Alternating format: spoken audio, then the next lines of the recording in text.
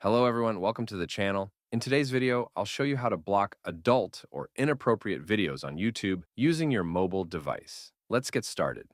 First, go ahead and open the YouTube app on your phone. Now, look at the bottom right corner of the screen and tap on your profile icon. Once you're inside your profile, tap on Settings to open the Settings menu. From here, go ahead and tap on General.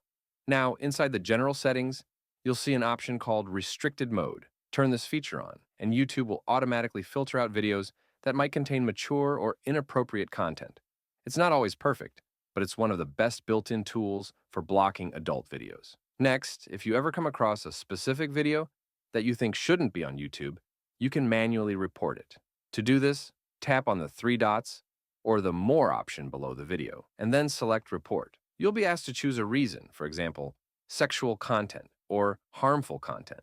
After selecting the reason, just tap on Report to confirm. This sends the video to YouTube's review team, and they'll take action if it violates the community guidelines. And that's it. By turning on restricted mode and reporting inappropriate content, you can make your YouTube experience much safer. Thanks for watching, and I'll see you in the next one.